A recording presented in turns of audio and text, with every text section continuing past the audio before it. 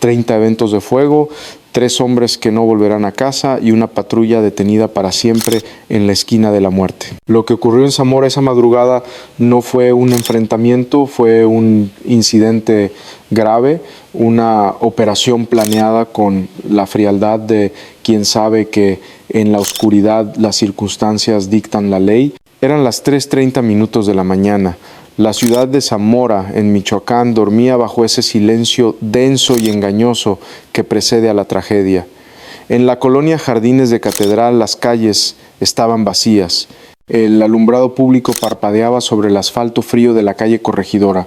Todo parecía estar en calma, pero no lo estaba. A bordo de la patrulla municipal, 3 oficiales cumplían con la rutina más peligrosa del mundo: vigilar una zona donde el crimen tiene ojos en cada ventana.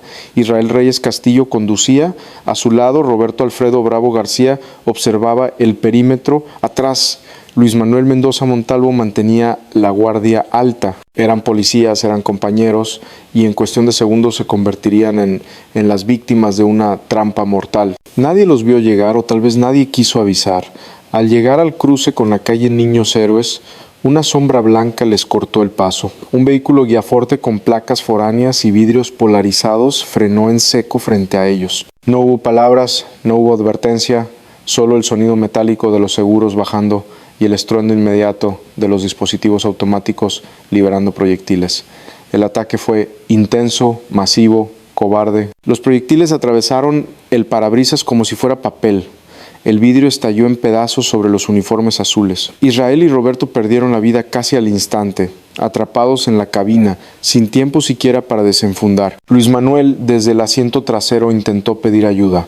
Su voz, quebrada por el dolor y la adrenalina, salió por la frecuencia de radio como un grito de auxilio que heló la sangre de todos los que estaban de turno esa noche. Nos están atacando, Corregidora y Niños Héroes. Apoyo urgente. El eco de los eventos rebotó en las fachadas de las casas vecinas. El olor a pólvora quemada inundó la calle, mezclándose con el olor metálico de la sangre que ya comenzaba a manchar el piso de la unidad. Los agresores no se detuvieron a confirmar. Aceleraron a fondo, perdiéndose en la negrura de la madrugada, dejando atrás un escenario de guerra en pleno centro urbano. A cientos de kilómetros de ahí en la Ciudad de México, una alerta prioritaria rompió la calma de la madrugada en el centro de mando federal. El mensaje llegó directo al escritorio de Omar García Harfuch. No era un reporte más de conflicto local, era la confirmación de que en Michoacán alguien había decidido cruzar la línea roja una vez más. Harf leyó el informe preliminar con el rostro endurecido: 2 oficiales caídos en el lugar, un tercero luchando por su vida en un hospital privado con un pronóstico que se oscurecía con cada minuto. La respuesta del secretario no se hizo esperar. Su instrucción fue corta, precisa y letal para quienes pensaron que podían lastimar policías y salir impunes: que se mueva todo lo que se tenga que mover. Guardia Nacional, Ejército, Inteligencia. No quiero solo el reporte, quiero a los responsables. Esto no se queda así. La maquinaria del Estado comenzó a girar antes de que saliera el sol, pero en Zamora el miedo ya había ganado la primera batalla. Los vecinos, escondidos tras sus cortinas, escuchaban las sirenas de las ambulancias que llegaban demasiado tarde. Veían las luces de las torretas iluminar los cuerpos inmóviles de Israel y Roberto. La escena era desoladora. Casquillos percutidos brillaban bajo la luz de la luna como monedas de cambio de una guerra que no pidieron. Pero mientras los peritos marcaban la evidencia y acordonaban la zona, algo más apareció a unas cuadras de ahí. Una pista, un error cometido por los responsables en su huida frenética. Porque los criminales siempre creen que son invisibles, siempre creen que borraron todo rastro, pero esa madrugada cometieron un descuido fatal. Y lo que la policía encontró abandonado en la avenida Juárez con las puertas abiertas y el motor aún caliente no solo revelaría quiénes eran, revelaría algo mucho más oscuro sobre por qué estaban ahí. Zamora se convirtió esa madrugada en un laberinto de sirenas y confusión. Mientras los peritos de la Fiscalía marcaban con tiza amarilla el lugar donde Israel y Roberto dieron su último suspiro, el resto de las fuerzas estatales y federales desplegaron una cacería implacable. La orden era cerrar el perímetro, Nadie entra, nadie sale, pero los agresores ya llevaban ventaja. El reloj marcaba las 4 de la mañana cuando una unidad de la Guardia Civil reportó el hallazgo. A unas cuadras del ataque sobre la avenida Juárez, en la colonia Ejido Sur, estaba el vehículo. Un Kia Forte color blanco con placas de Oaxaca parecía inofensivo bajo la luz de los faroles, pero al acercarse los oficiales notaron que el motor aún irradiaba calor. Lo habían dejado ahí hacía minutos. Los agentes se aproximaron con los dispositivos desenfundados, esperando una emboscada secundaria. Pero el auto estaba vacío, o al menos eso parecía. Al abrir las puertas, el olor metálico golpeó sus rostros. Sangre, mucha sangre en los asientos traseros. Los policías caídos no cayeron sin pelear. Habían logrado herir a uno de sus atacantes antes de fallecer, pero lo que encontraron junto a las manchas hemáticas fue lo que cambió la lectura del caso. No era el auto de unos pandilleros comunes. En el interior había un dispositivo de asalto listo para ser usado, un chaleco táctico de grado militar y una caja repleta de ponchallantas, estrellas de acero diseñadas para destrozar neumáticos y frenar persecuciones a alta velocidad. Ese hallazgo confirmó la peor sospecha de las autoridades. No se trataba de un ataque de oportunidad. Ese vehículo era una unidad de guerra móvil. Estaban preparados para un enfrentamiento largo, para inmovilizar a quien intentara seguirlos. La sangre en la tapicería indicaba que el enemigo estaba herido, vulnerable y cerca, pero mientras aseguraban la evidencia, una duda helada recorrió a los agentes. Si dejaron el auto y los dispositivos pesados atrás, ¿en qué se estaban moviendo ahora? Y lo más inquietante, ¿por qué los vecinos de esa calle juraban no haber escuchado ningún otro motor arrancar después de que el Kia se detuvo? Mientras la policía aseguraba el vehículo de escape en la avenida Juárez, otra batalla mucho más desesperada se libraba a toda velocidad por las calles de Zamora. A bordo de una ambulancia de rescate y salvamento, los paramédicos luchaban por mantener con vida a Luis Manuel Mendoza Montalvo. Él era el único sobreviviente, el único testigo, y su vida pendía de un hilo. El traslado al Hospital Jardinadas fue una operación de alto riesgo. Las unidades de la Guardia Civil y el Ejército escoltaron la ambulancia, formando un escudo de acero. Sabían que los agresores, heridos y acorralados, podrían intentar rematar la faena.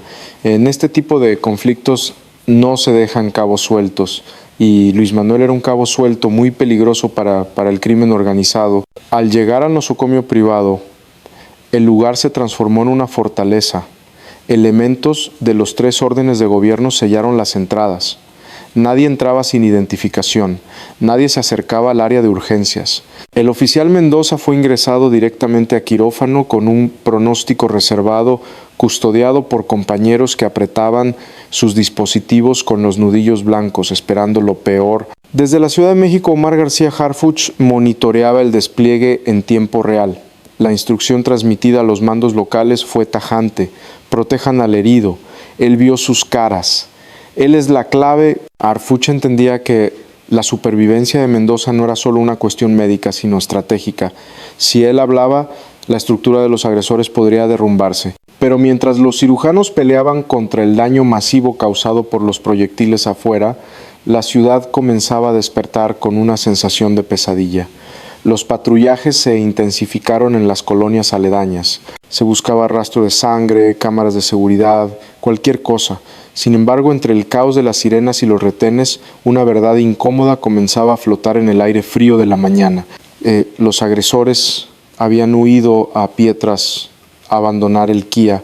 Estaban heridos, estaban cerca, y lo más aterrador no era que se hubieran escapado hacia el monte. Lo que realmente heló la sangre de los agentes en el perímetro fue la sospecha de que los responsables no habían huido de Zamora. Israel Reyes Castillo y Roberto Alfredo Bravo García no eran soldados de élite enviados desde la capital. Eran policías municipales, eran hombres locales que patrullaban las mismas calles donde sus familias hacían la compra, los mismos barrios donde crecieron. Esa noche se ajustaron el chaleco y subieron a la patrulla, sabiendo lo que todo uniformado en Zamora sabe, que en la oscuridad la placa en el pecho a veces funciona más como un blanco de tiro que como un escudo. A las 3 de la mañana, mientras la ciudad dormía bajo la falsa seguridad del silencio, ellos estaban despiertos.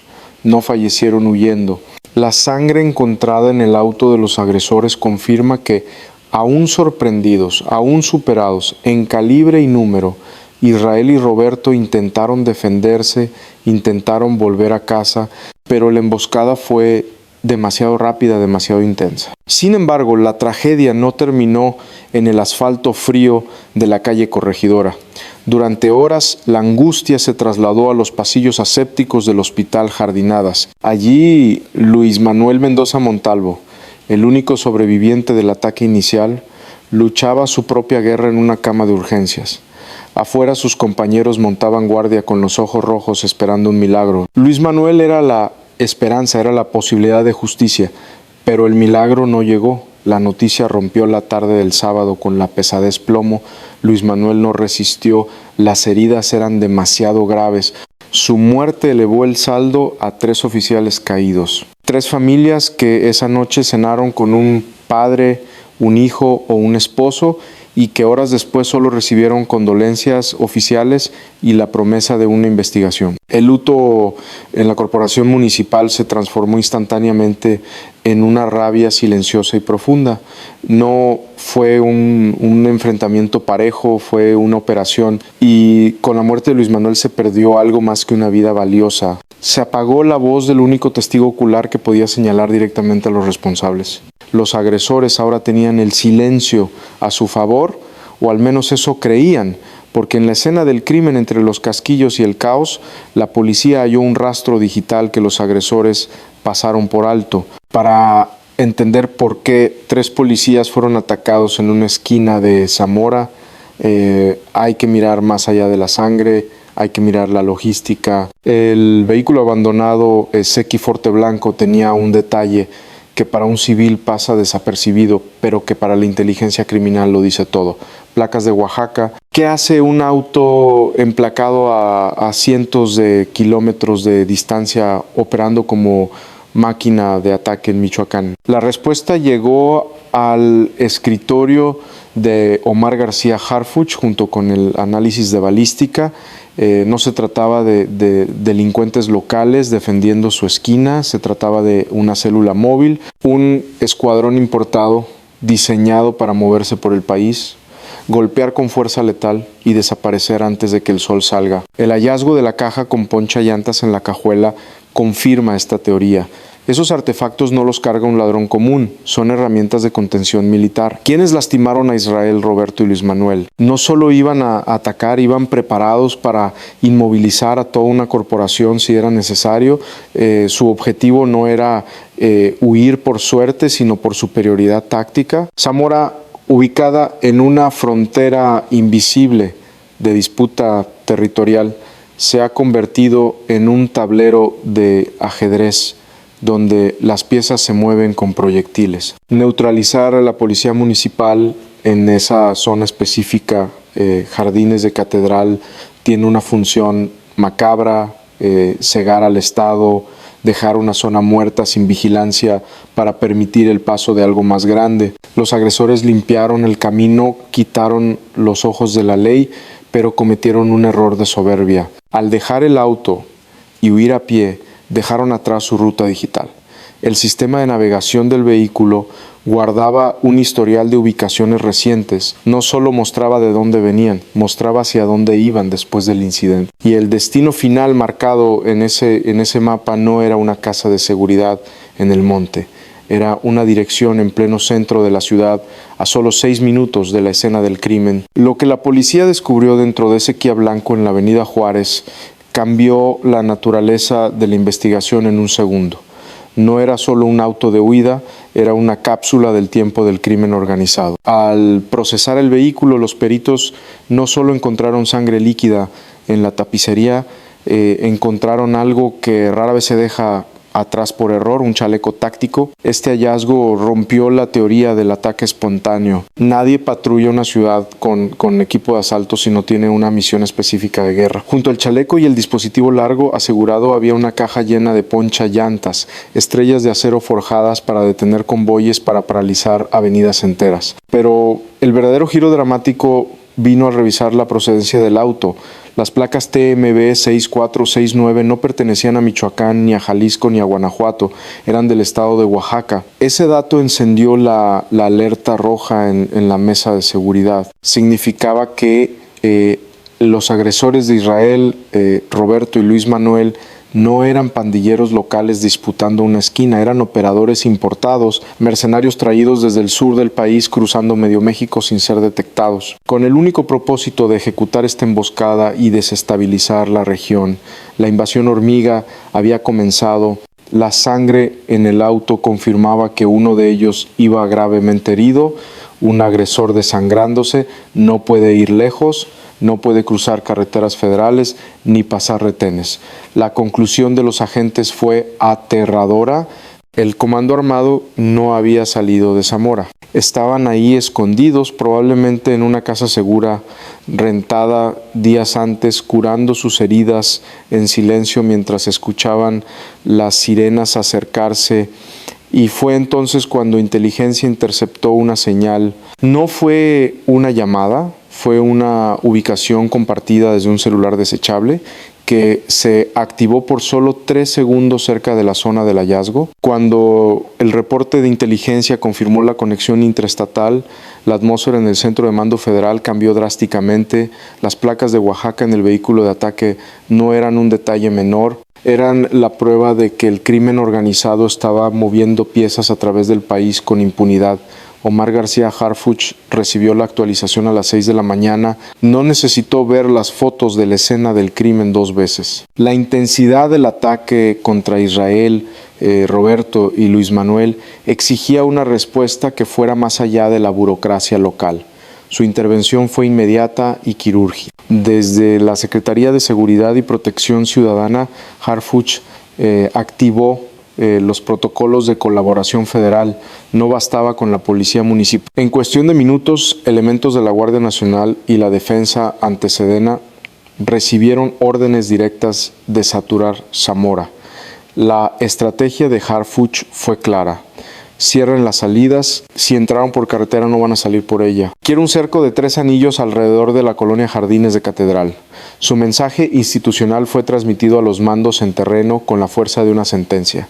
Lastimar a un policía no es un delito común, es una afrenta directa al Estado, y el Estado no olvida ni perdona ni se cansa. En las calles de Zamora la orden se materializó en acero y camuflaje. Camiones artillados bloquearon las avenidas principales. Patrullas de la Guardia Civil establecieron puntos de revisión aleatorios en cada acceso a la ciudad. La cacería de los agresores dejó de ser una búsqueda local para convertirse en una operación de seguridad nacional. El objetivo ya no era solo encontrar a los tiradores del Kia Blanco, era enviar un mensaje a quienes los enviaron.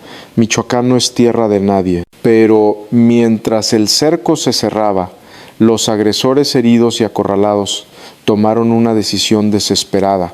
Sabían que no podían romper el bloqueo de Harfuch, así que decidieron hacer lo único que les quedaba, esconderse a plena vista, y eligieron el lugar más peligroso posible para ocultarse. El sol salió sobre Zamora, pero la ciudad no despertó, amaneció en un estado de parálisis. Lo que ocurrió en el cruce de Corregidora y Niños Héroes no fue solo un incidente triple, fue un acto de terrorismo psicológico que rompió la columna vertebral de la confianza ciudadana. En la colonia Jardines de Catedral el silencio es absoluto. Las tiendas no abrieron, los niños no salieron a jugar. Los vecinos, testigos auditivos del incidente, bajaron las persianas y atrancaron las puertas. Saben que cuando lastiman a 3 policías de esa manera, la ley ha dejado de existir en esas cuadras.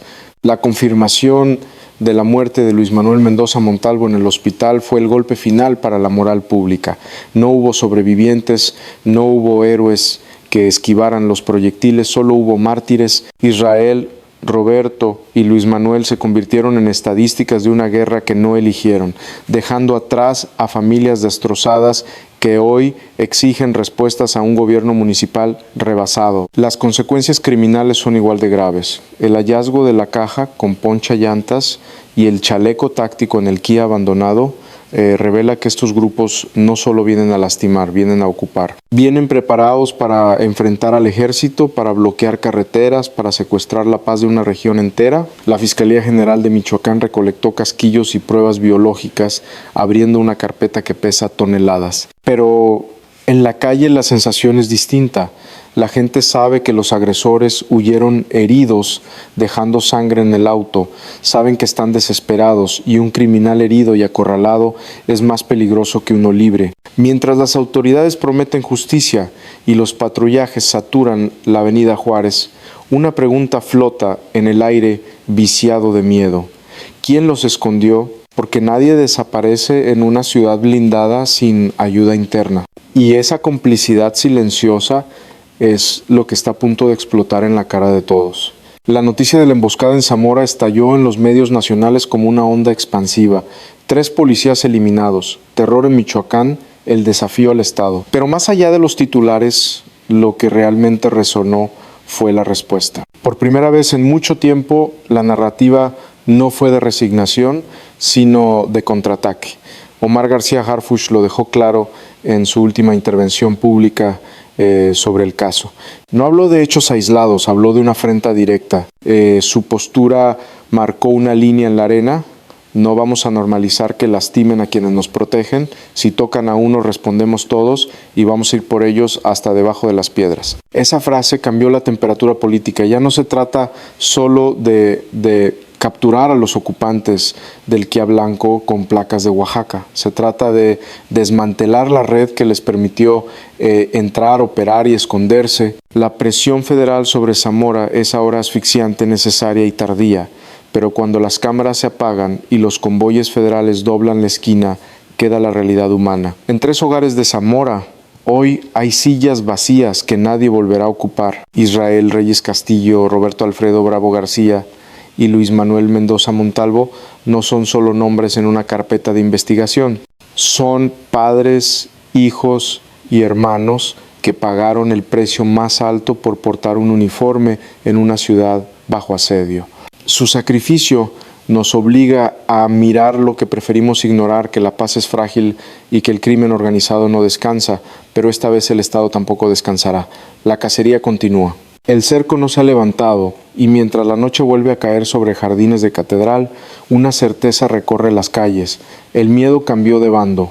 Ya no son los policías quienes miran con temor a la oscuridad. Son los agresores escondidos y heridos quienes saben que el tiempo se les acabó, porque esta historia no termina con un funeral, termina con una promesa. Si crees que estas historias deben contarse para que el silencio no gane, comparte este video, que se sepa, que se escuche. La pregunta final ya no es si los atraparán. La pregunta que retumba en todo México es, cuando caigan los responsables, ¿quién será el siguiente valiente que se atreva a desafiar al Estado?